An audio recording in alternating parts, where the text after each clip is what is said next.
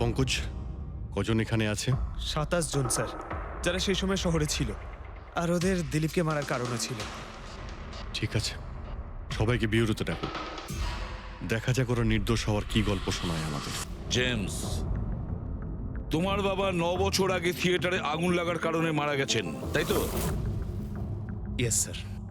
আপনার husband film একাই দেখতে গিয়েছিলেন? সেই দিন আমি বিজি ছিলাম, তাই উনি একাই চলে যান। কালকে রাত্রে কোথায় ছিলে তুমি? স্যার, আমি আমার বন্ধুদের সঙ্গে ছিলাম। স্যার, আমি পাসপোর্ট অফিসে গেছিলাম। ওই দুজনকে আমি এমনি এমনি ছেড়ে দেব না। তো কি করেছিলে তুমি? ভেবেছিলাম যে দিলীপের সাথে ফেস টু ফেস দেখা করব, আর ওকে জিজ্ঞেস করব যে তুমি এরকম কেন করলে। স্যার, তারপরে আমি আমার বন্ধুদের সাথে বাড়িতে যাই। আমি আমার ওয়াইফের সাথে মলে ছিলাম। স্যার, আমার বন্ধুদের জিজ্ঞাসা করতে পারেন। স্যার, যদি ওর সাথে আমার দেখা হতো তাহলে ও রেস্টুরেন্টে বেঁচে ফিরতো না। দিলীপ ওর কর্মের শাস্তি পেয়ে গেছে। আমি রেস্টুরেন্ট থেকে জানতে পারলাম যখন যে দিলীপের সাথে কি হয়েছে, তখন মনে শান্তি পেলাম স্যার।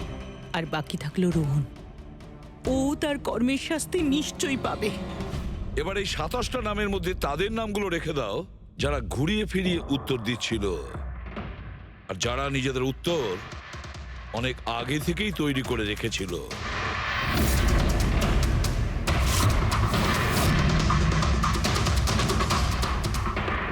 স্যার, এবার 15 জন রইল।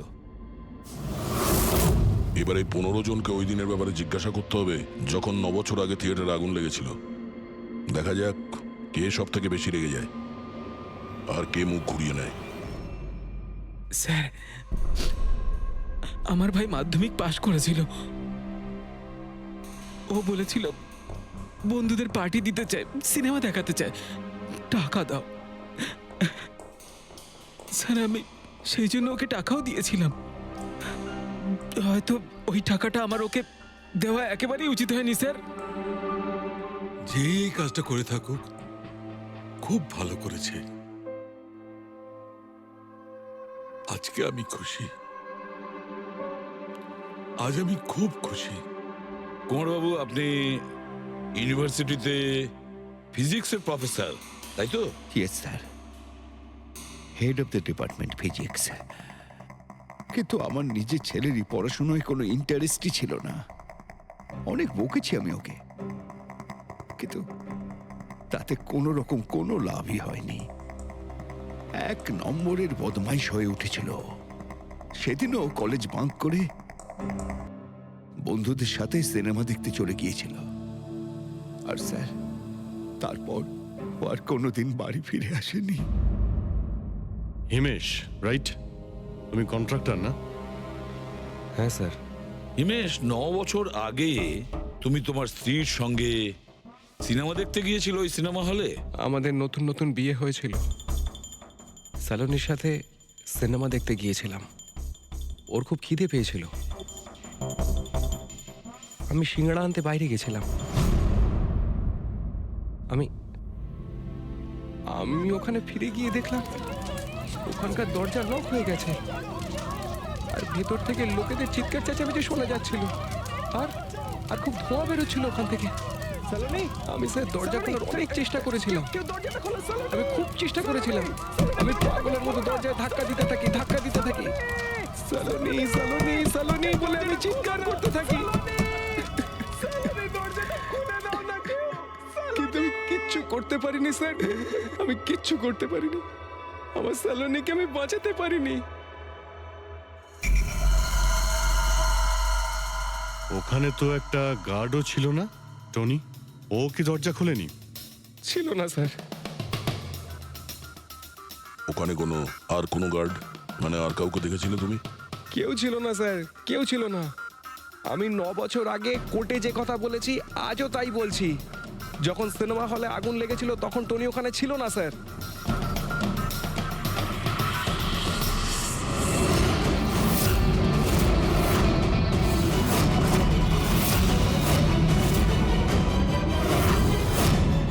স্যার, এই হলো আমাদের 15 জন সাসপেক্ট যারা দিলীপকে খুন করতে পারে। স্যার, পুলিশ বলছিল যে ফায়ারম্যানরাও বলতে পারেনি যে আগুনের এক্স্যাক্ট সোর্সটা কোথায় ছিল। ওরা তো দেখা মাত্রই জানতে পেরে যায়, তাই না? জানতে পেরে যায়, যে ওখানে এমন কি জিনিস ছিল যাতে আগুন ছড়িয়ে পড়ে, কিন্তু ওরা জানতে পারেনি।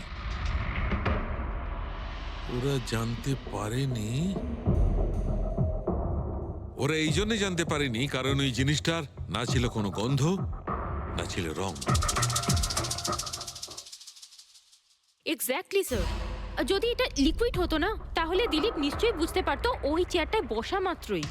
আর পাউডার থাকলে আমরা টেস্ট করে পেয়ে যেতাম। তার মানে এটা তো গ্যাস। তার মানে হচ্ছে এটা ছিল গ্যাস। গ্যাস। এই জন্য ওই ফায়ারম্যান জানতে পারেনি যে কিসের জন্য আগুন লেগেছিল। ইনফ্লেমেবল গ্যাস বস, যার শুধু একটা স্পার্কের দরকার হয় জ্বলে উঠবার জন্য। কিন্তু একটা কথা বুঝতে পারছি না, দিলীপ যে চেয়ারে বসেছিল সে চেয়ারে গ্যাস আসলো কোথা থেকে? চেয়ার থেকেই। কি চেয়ার থেকে? সেটা এইভাবে বস, যে চেয়ারে দিলীপ বসেছিল তার নিচের অংশে কেউ ওই ইনফ্লেমেবল গ্যাসকে স্প্রে করেছিল। মারা যাওয়ার সময় দিলীপের সংস্পর্শে দুটো জিনিস ছিল। একটা তো এই চেয়ার যেটাতে ও বসেছিল, আর একটা ওয়াইনের গ্লাস যেটা ও হাতে ধরেছিল। আমরা এই দুটো জিনিসই চেক করেছি। তো এই চেয়ারটার থেকে আমরা ইনফ্লেমেবল গ্যাসের কিছু ট্রেসেস পেয়েছি। বস, আমাদের আশেপাশের পরিবেশে সর্বদা জ্বলনশীল পদার্থ ঘুরে বেড়ায়, যেটা কখনো কখনো স্পন্টেনিয়াসলি জ্বলে যায়। যেমন হচ্ছে মাস গ্যাস, একটা ন্যাচারাল বায়োগ্যাস, আর জ্বলনশীল গ্যাস এর মেইন কম্পোনেন্ট। তার মানে ইনফ্লেমেবল গ্যাস যে কোনো সময় হাওয়াতে এমনি এমনি জ্বলে উঠতে পারে? না ফ্রেডি, নিজে নিজে নয়। যখন পরিবেশটা খুব বেশি উত্তপ্ত হয়ে ওঠে আর সেটা পরিবেশের অক্সিজেনের সঙ্গে মিশে যায়, তখন একটা সুপার হাই টেম্পারেচার উৎপন্ন হয়, যার কারণে এই আগুন লেগে যায়। কিন্তু ডক্টর সালুখে, ওখানে তো এরকম কোনো হাই টেম্পারেচারের মতো কিছু ছিলই না। এক্স্যাক্টলি, এমন কোনো ডাইরেক্ট সোর্স ছিলই না যাতে তাপ উৎপন্ন হতে পারে। বস, এই জন্যে আমার মনে হচ্ছে খুনি কোনো এক্সট্রা ডিভাইস ব্যবহার করেছিল এই এত বেশি টেম্পারেচার উৎপন্ন করার জন্য।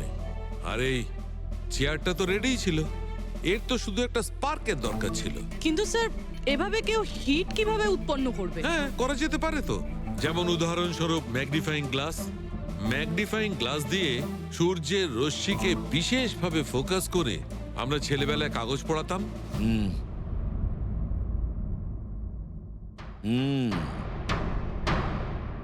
মনে হচ্ছে ওই রেস্টুরেন্টে আবার যেতে হবে, খোঁজ নিতে হবে কিসের থেকে আগুনটা লেগেছিল।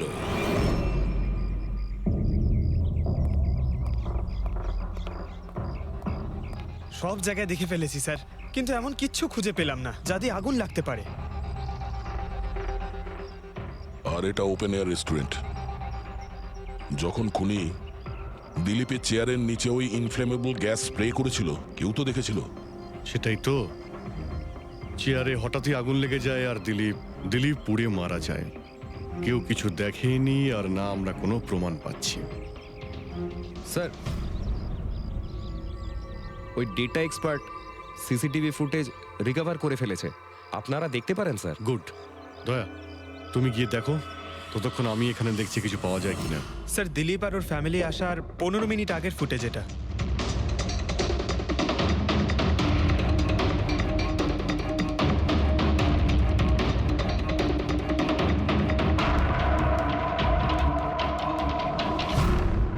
এ চেয়ার চেঞ্জ করছে। এর কোনো দ্বিতীয় অ্যাঙ্গেল আছে কি এই সময়েরই? চেক করো। 1 মিনিট স্যার।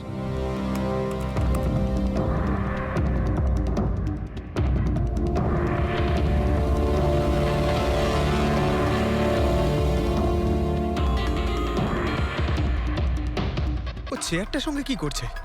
গ্যাস স্প্রে করছে নাকি? হ্যাঁ, ও নিজের চেয়ারে গ্যাস স্প্রে করলো, আর ও নিজের চেয়ারের সঙ্গে ওই চেয়ারটা বদলে দিল যেটাই দিলীপ বসতো।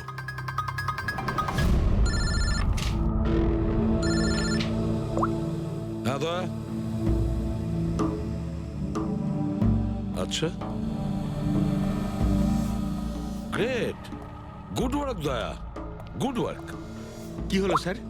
যে দিলীপের চেয়ারটা কারসাজি করেছিল তার খোঁজ পাওয়া গেছে। সে আসলে একটা লোক, ওর শারীরিক গঠনটাও জানা গেছে। আর দেখি আমরা, দয়া ফটোটা পাঠাচ্ছে।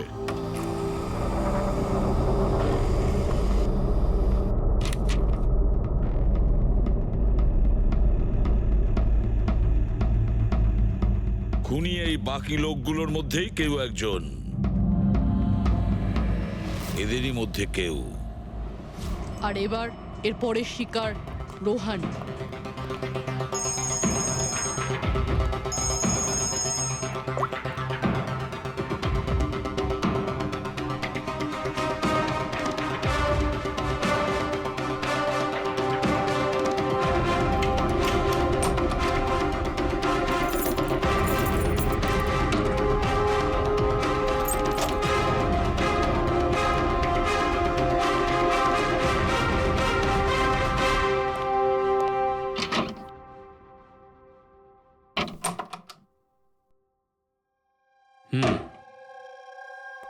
আমার মনে হয় কারোর আমার আর দিলীপের মুক্তিতে অসুবিধা হচ্ছে।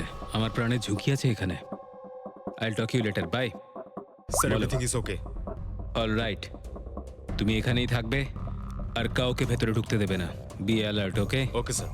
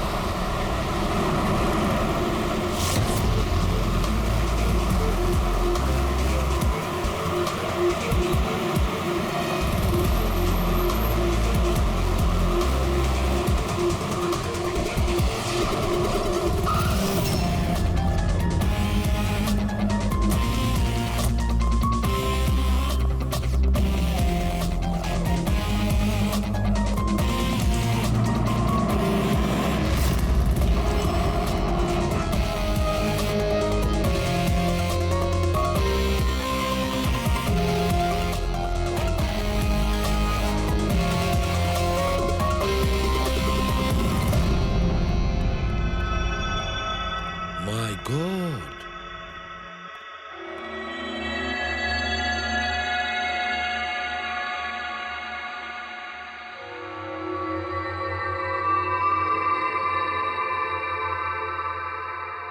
কি হয়েছিল এখানে আর কিভাবে?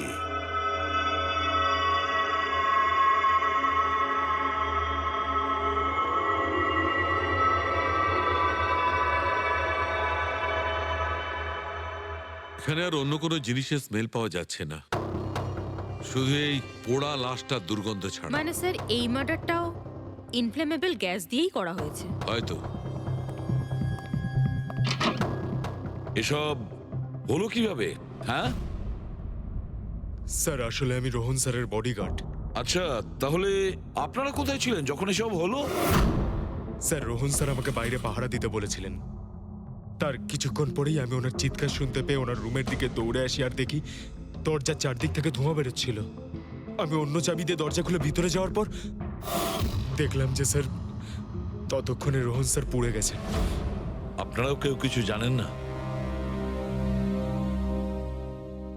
অদ্ভুত ব্যাপার, রুমের মধ্যে কোনো সূত্র পাচ্ছি না, শর্ট সার্কিট হয়নি, পর্দাটা ভেতর থেকে বন্ধ, এই উইন্ডোজটা পার্মানেন্টলি ক্লোজড, কেউ বাইরে থেকে ভেতরেও আসতে পারবে না, আর বাইরে থেকে ভেতরে কোনো ভিউও নেই, কেউ দেখতেও পাবে না। তাহলে লোকটা মরলো কিভাবে? এটার থেকে আগুন লেগেছে বস।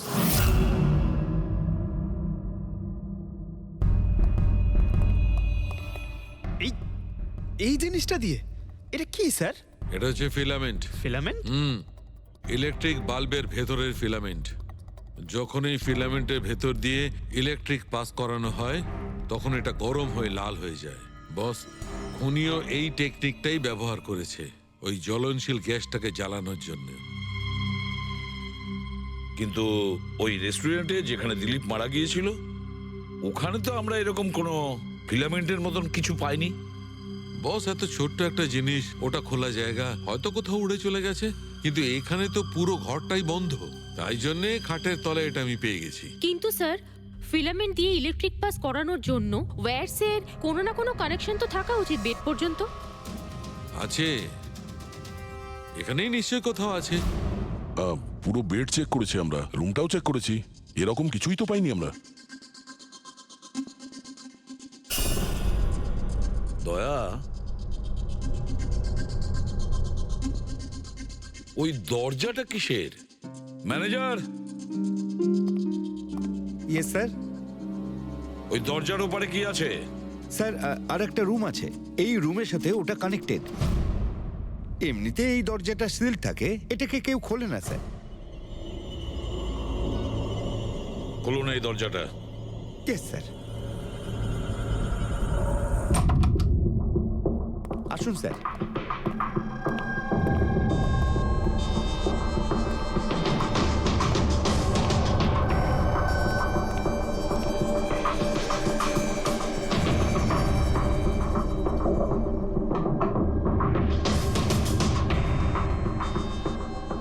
আচ্ছা ম্যানেজার বাবু, কার রুম এটা? কে থাকে এই রুমটাতে? কোনো একজন গেস্ট স্যার, ডিটেলস চেক করতে হবে। দেখুন। Okay sir.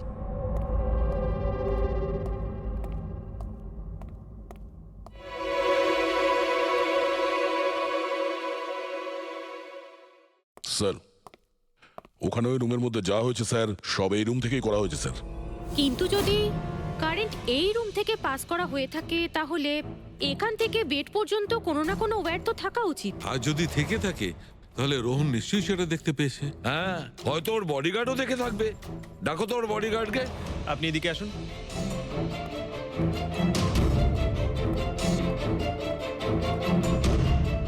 একটা কথা বলো, যখন তুমি রোহনের ঘরে এসেছিল তখন কোনো তার টার দেখেছিলে এখানে এই দরজা থেকে ওই রুম পর্যন্ত? কোনো কিছু?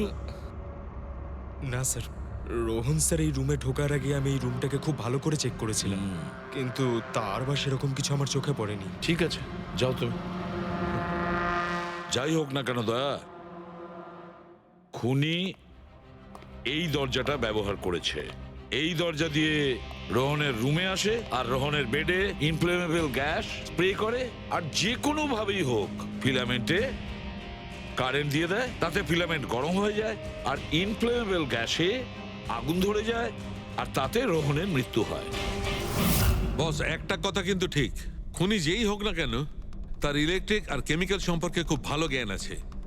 প্রফেসর কুমার, ফিজিক্সের প্রফেসর কুমার, ওর থেকে আর কে বেশি জানতে পারে এই ব্যাপারে? স্যার, ওই প্রফেসর কুমারের সঙ্গে দেখা করো। স্যার। দয়া, আমিও যাব তোমার সঙ্গে।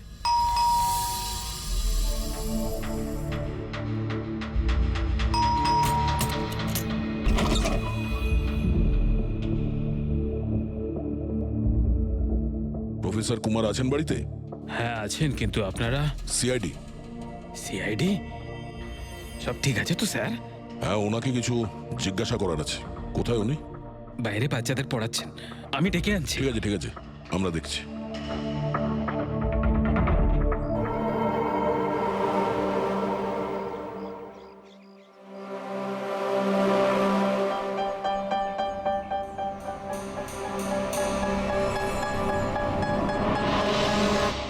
মিস্টার কুমার, আপনার কাছে আমাদের কিছু জিজ্ঞাসাবাদ আছে। বলুন, কি জানতে চান? আপনি এটাকে চেনেন? এটা তো ফিলামেন্ট। গুড, ঠিক চিনেছেন আপনি। আপনি জানেন আমরা এই ফিলামেন্টটা কোথা থেকে পেয়েছি? সেটা তো আপনারাই বলতে পারবেন কোথা থেকে পেয়েছেন। রোহনের বিছানার নিচে। কাল রাত্রে রোহন ওই বিছানাতেই পুড়ে মারা গেছে। হোয়াট? রোহনও মারা গেছে? কাল রাত্রে আপনি কোথায় ছিলেন? রাত 9টা থেকে ভোর 3টে পর্যন্ত। আপনারা আমাকে সন্দেহ করছেন? এটা আমাদের প্রশ্নের উত্তর হলো না মিস্টার কুমার। কাল আমি সারা দিন আর সারা রাত্রি বাড়িতেই ছিলাম। কোনো প্রমাণ? আগে আমার কাজের লোক রামু আর বিকাশ, প্লিজ কাম হিয়ার।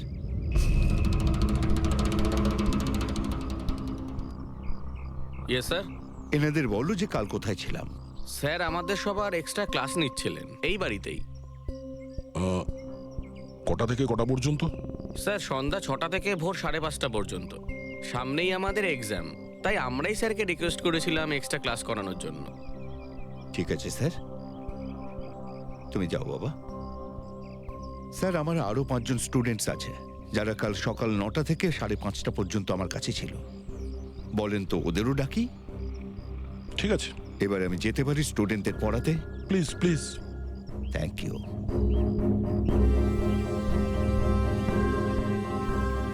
হ্যাঁ, তাহলে আমি যেটা বলছিলাম যে শোল্ডারিং ওয়্যার ছাড়াও আমরা মাদারবোর্ড ফিক্সড করতে পারি with the help of adhesive conductor.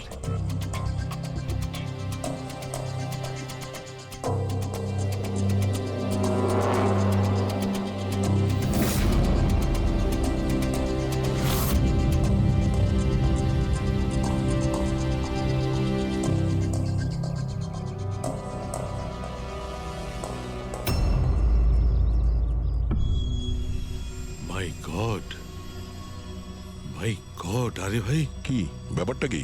আরে ভাই, এই ভুলটা আমি কি করে করলাম? কি গড, বুড়ো হয়ে গেছি আমি বুড়ো হয়ে গেছি। দয়া একটা কাজ করবে, 1 ঘন্টা পরে ফরেন্সিক ল্যাবে দেখা করো। একটা জিনিস দেখাবো। 1 ঘন্টা পরে। আরে ওই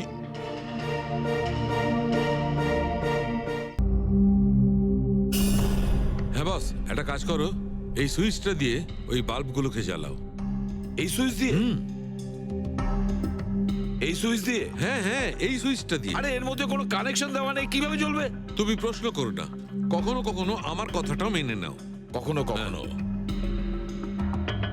এই অন করলাম। কই স্যার, কিছুই তো হলো না। হবে হবে। আরে কি হবে? কিছুই হবে না। হবে ভাই, বিলিভ মি, হবে। 1 মিনিট।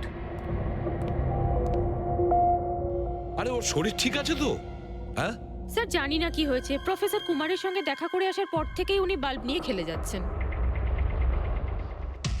একটা কথা বলো, ওই ফিঙ্গারপ্রিন্ট গুলোর খবর কি, যেগুলো তুমি হোটেলের লোকেদের কাছ থেকে নিয়েছিলে আর ওই রুমটা থেকে নিয়েছিলে? স্যার অনেক ফিঙ্গারপ্রিন্টস পাওয়া গেছে, কিন্তু সবগুলো স্টাফ মেম্বারসদেরই, এছাড়া আর কারোর পাওয়া যায়নি। এটা কিভাবে সম্ভব? এই যে দাদা, একটু এই দিকেও দেখুন। হ্যাঁ হ্যাঁ দেখছি। হ্যাঁ,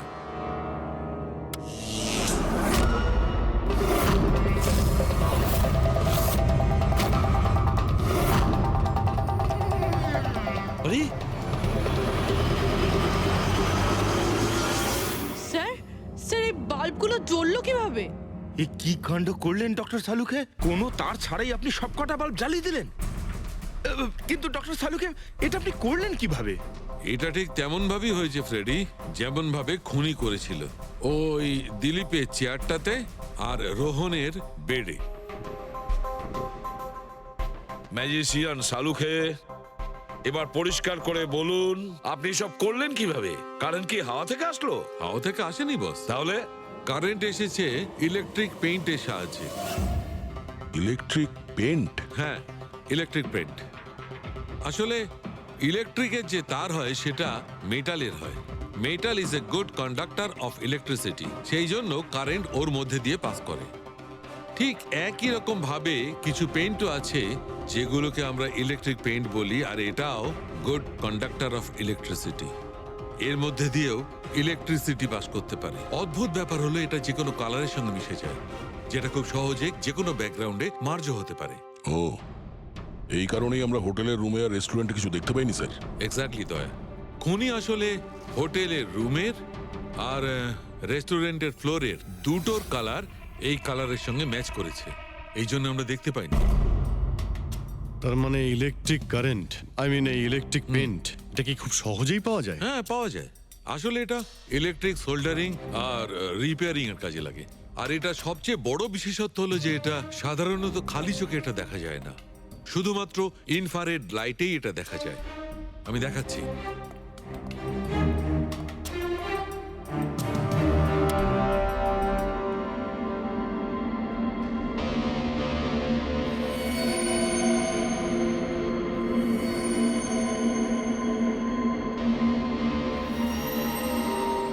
দেখেছো বস?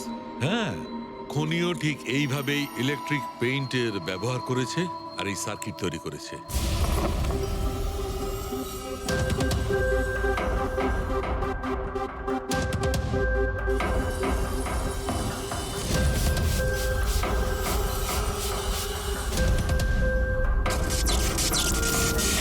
একটা কথা তো নিশ্চিত, এ যেই হোক না কেন তার এ সমস্ত ব্যাপারে খুব ভালো জ্ঞান আছে। কিন্তু স্যার, এদের মধ্যে খুনি কে? ওই প্রফেসরের সঙ্গে তো কথা বলে নিয়েছি স্যার, ও তো না, এই বংশী। এই লোকটা তো একজন ক্লার্ক, কিন্তু আমার মনে হয় না যে একজন ক্লার্কের সায়েন্সের ব্যাপারে এত জ্ঞান থাকতে পারে। স্যার, এদের মধ্যে সব থেকে বেশি শিক্ষিত তো ওই প্রফেসর কি মনে হচ্ছে? এটা এমন কেউ হতে পারে যেটা প্রফেসরের মতো ইন্টেলিজেন্ট নয়, অথচ এই ব্যাপারে অনেক কিছুই জানে।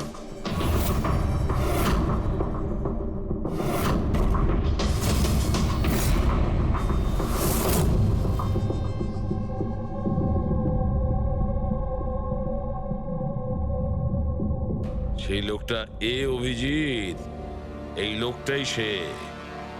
মনে পড়ছে কি বলেছিল আমাদের, যে ও কি কাজ করে?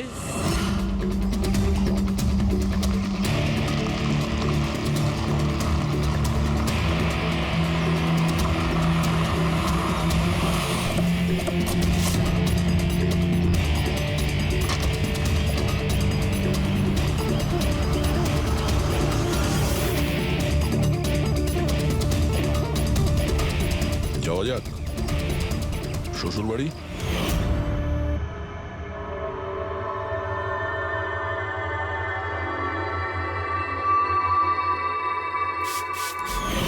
দিলীপ আর রোহনের উপর কেস হয়েছিল, কিন্তু আমি জানতাম ওরা টাকার পাওয়ারের জোরে ছাড়া পেয়ে যাবে। কিন্তু ওদের কাছে টাকা থাকলে আমার কাছে ছিল বুদ্ধি। অনেক মাস ধরে ওদের আমি ফলো করেছি, ওরা কোথায় যাচ্ছে, কি করছে, কার সাথে দেখা করছে, সবকিছু। আর শেষ পর্যন্ত ওদের দুজনকে মারার উপায় আমি পেয়েই যাই, ইলেকট্রিক পেন্ট আর সার্কিটের মাধ্যমে। এই দুটো জিনিসের বিষয়ে আমি খুব ভালো করে জানতাম। ব্যাস, দিয়ে দিলাম দুজনকে শাস্তি। দুজনকে মেরে ফেলেছি জ্যান্ত পুড়িয়ে, যেভাবে ওরা আমার সালোনিকে মেরেছিল। হিমেশ, তোমার স্ত্রীর সঙ্গে যা কিছু হয়েছে সেটার জন্য আমরা সবাই দুঃখিত, কিন্তু দিলীপ আর রোহনকে মেরে তুমি কি পেলে? তুমি কি ফিরে পেলে তোমার স্ত্রীকে? প্রতিশোধের আগুনে পুড়ে তুমি দুজনকে মারলে, আইন তোমাকে কোনোদিন ক্ষমা করবে না। কঠোর থেকে কঠোরতম শাস্তি হবে তোমার।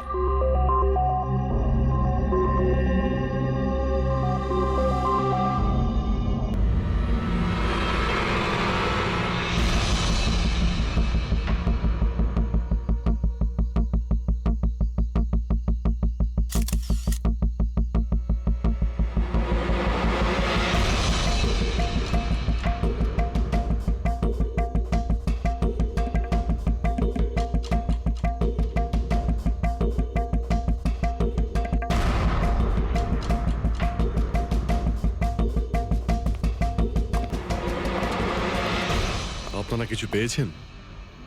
না স্যার, এমনিতেই তো জানা যায় যে কিভাবে আগুন লেগেছে, কিন্তু এখানে তো বোঝাই যাচ্ছে না যে আগুন লাগার কারণটা কি। আচ্ছা, দেখো অ্যাম্বুলেন্স কত দূর এলো। ঠিক আছে স্যার।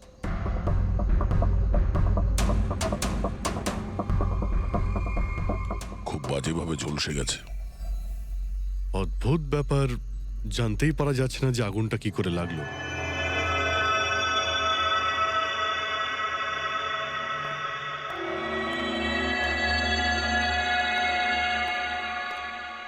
কিভাবে হলো এইসব? সবকিছু তো একদম ঠিক ছিল, জানি না আগুন কি করে লাগলো। এতজন মানুষের অভিশাপ তো লাগবেই, তাই না? এই কি বললে তুমি? আমি জানতে পেরেছিলাম স্যার যে দিলীপ স্যার কোনো কোর্টের কেসে ফেসে গেছিলেন। খুব বড়সড় কেস ছিল স্যার, কিন্তু কিছুদিন আগে ছাড়াও পেয়ে গেছিলেন। অনেকে এই নিয়ে রেগেও ছিলেন। আচ্ছা, এই ঘটনার সুযোগ নিয়ে কেউ ওকে মেরে দেয়নি তো? না, কোর্টে উনি নির্দোষ প্রমাণিত হয়েছিলেন, উনি কিচ্ছু করেননি। কি কেস ছিল? 9 বছর আগে জামাইবাবু থিয়েটারে আগুন লেগে গিয়েছিল, যার জন্য বেশ কয়েকজন মারাও গিয়েছিল, আর সমস্ত দোষ জামাইবাবুর ঘাড়ে চাপলো। এমনি এমনি কি করে আগুন লাগতে পারে? এটা নিশ্চয়ই কারোর প্ল্যানিং। কাউকে সন্দেহ হচ্ছে আপনাদের? এটা কে করতে পারে? যে কেউ করতে পারে, অনিতাও করতে পারে। কোন অনিতা? টনির ওয়াইফ, ও এখানে এসেও ছিল।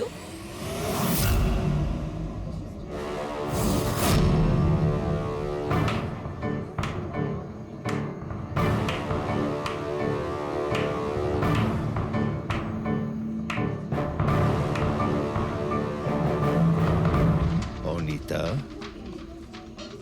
অন্য লোকের ঘর ভেঙে দিয়ে নিজের পরিবারের সঙ্গে এখানে ফুর্তি করা হচ্ছে। ভেরি গুড, ভেরি গুড, বাহ। কিন্তু একটা কথা মনে রেখো, ওই লোকগুলোর মতো তোমরাও ছটফট করে মরবে। সিকিউরিটি, এই চুপ, একদম চেঁচাবি না। বের করো একে বাইরে, বের করো। চলুন ম্যাম, বাইরে চলুন। মনে হচ্ছে তোদের কি পরিণতি হবে তা নিয়ে কোনো মাথা ব্যথা নেই। তোদের খারাপ সময় শুরু হয়ে গেছে, মনে রাখিস। তুই আমার টনির সাথে যা করেছিস না, মনে রাখিস এরপরে তুই আর বেশি দিন বাঁচবি না, শুনেছিস? তুই এই নিয়ে যাবে কে? তুই আর বাঁচবি না, নরকে যাবি তুই। আর তাকিয়ে দেখছো কি? নিয়ে যাবে কে? তোকে নরক যন্ত্রণা ভোগ করতে হবে, ছটফট করে মরবি তুই, মনে রাখিস। আরে যা।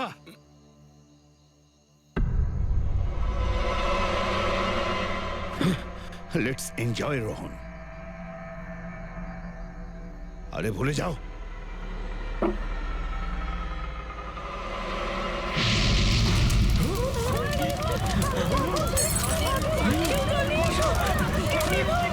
দিলীপ আর রোহনকে যে কেসে ফাঁসানো হয়েছিল, সেই কেসেই কোর্ট টনিকে শাস্তি দিয়েছিল। আচ্ছা, কে কে জানতো যে আপনারা এখানে রেস্টুরেন্টে আসবেন? জানি না স্যার। আচ্ছা, দিলীপ বাবু আসার আগে এই চেয়ারের আশেপাশে কাউকে দেখেছিলেন? কোনো অচেনা কাউকে? না স্যার, কাউকেই দেখিনি স্যার। এই টেবিলটাকে রিজার্ভ করেছিল? দিলীপবাবু ফোন করেছিলেন, বলেছিলেন যে আমাদের জন্য টেবিল রিজার্ভ করে রাখো। সবসময় এখানেই বসতেন, এই টেবিল এই চেয়ারেই। রেগুলার কাস্টমার ছিলেন আমাদের। কারোর আগে থেকে জানা ছিল যে দিলীপ এখানে এই চেয়ারে বসবে? স্যার, চেয়ারের আশেপাশে তেমন কোনো জিনিস নেই যা দিয়ে আগুন লাগতে পারে। এই তো অদ্ভুত ধরনের মিস্ট্রি। সিসিটিভি ক্যামেরা,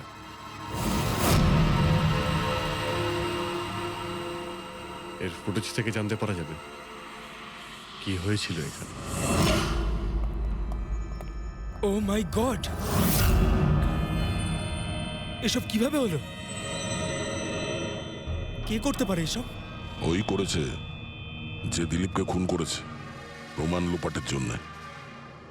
আর যে কেউ কিভাবে এই মনিটর রুমে চলে এলো? তোমার সিকিউরিটি কোথায়? স্যার, এই রুমে সিকিউরিটির কোনো প্রয়োজনই হয় না। এর আগে এরকম কখনোই হয়নি স্যার। স্যার, স্যার আমার মনে হয় না সিসিটিভি ফুটেজ ডিলিট করার মতো সময়ের কাছে ছিল। ও শুধু ভাঙচুর করেছে। যদি আমরা কোনো এক্সপার্টকে ডাকি স্যার, তাহলে সে হয়তো হার্ড ডিস্ক থেকে রিকভার করতে পারবে।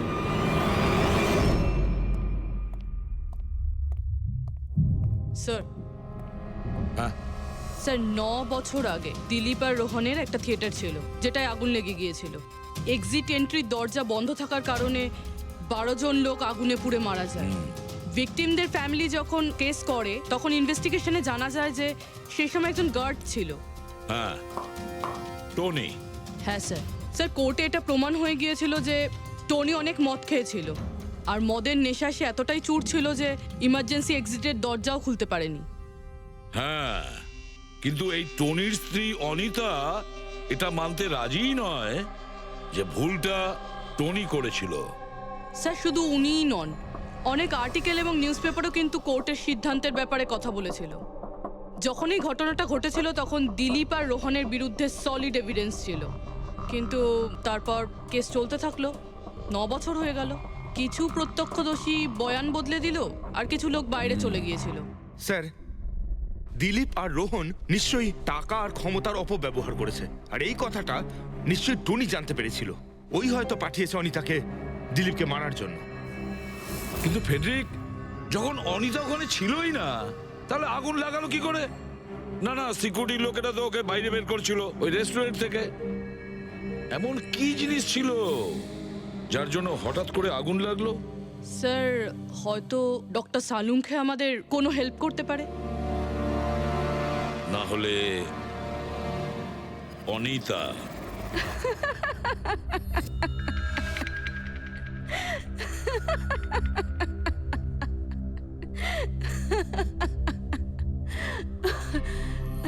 আপনারা তো অবাক হচ্ছেন কেন? আমার হাসি দেখে নাকি দিলীপের মৃত্যুর জন্য? দিলীপের মারা যাওয়াতে এত আনন্দ কিসের? আচ্ছা, আমি খুশি হব না তো আর কে হবে বলুন তো? কালকে রাত্রে রেস্টুরেন্টের থেকে বেরোনোর পর তুমি কোথায় গিয়েছিলে? জেলে আমার স্বামীর সঙ্গে দেখা করতে। ওয়ার্ডেনের কাছে সমস্ত রেকর্ড আছে, আপনারা চাইলে চেক করতে পারেন। সেটা তো আমরা করবই। আর এইটাও যে তুমি ওই আগুনটা লাগালে কিভাবে? কোনো কালো জাদু করেছিলে তুমি? দিলীপের গায়ে হঠাৎ করে আগুন লাগলো কি করে?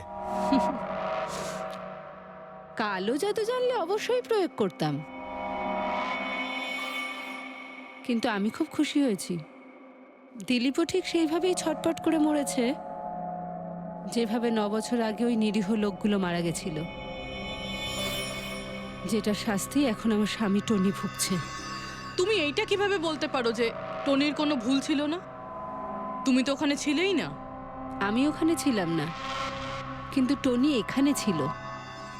সেদিন ওর শরীর খারাপ ছিল।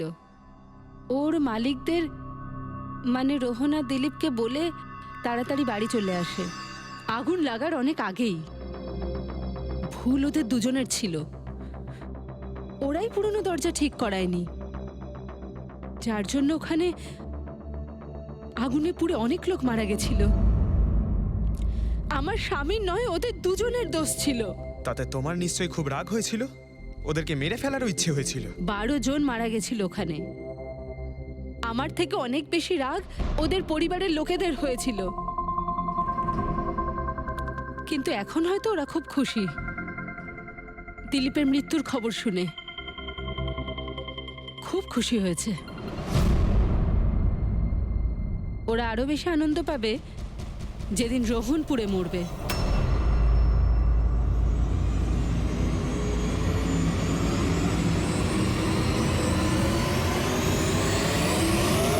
স্যার 42 জন আছে, ওই 12 জন ভিকটিমের কাছের আত্মীয় আর ফ্যামিলির লোকেরা মিলে। সাসপেক্ট বেশি আর সময় কম। স্যার, এই 42 জন লোকের মধ্যে সবার আগে সেই সমস্ত লোকেদের নাম সরিয়ে দিতে হবে যারা কালকে দিলীপের মৃত্যুর সময় শহরে ছিল না। স্যার 9 বছর হয়ে গেছে এই ব্যাপারটার। হয়তো অনেক মানুষ দেশ ছেড়েও চলে গিয়েছে, আর কিছু লোক হয়তো এই পৃথিবীতেই আর নেই। তারপরেও খোঁজ তো নিতে হবে। দেখো কজন শহরে ছিল যখন দিলীপের মৃত্যু হয়।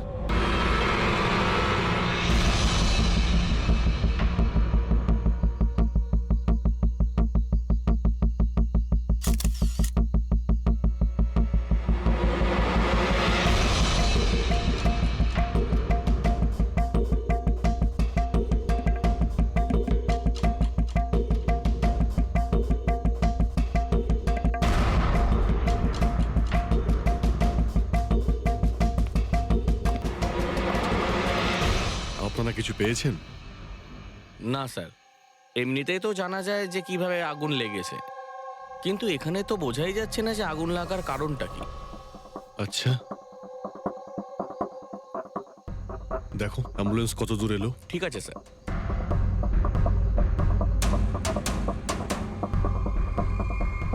খুব বাজেভাবে ঝলসে গেছে। অদ্ভুত ব্যাপার, জানতেই পারা যাচ্ছে না যে আগুনটা কি করে লাগলো।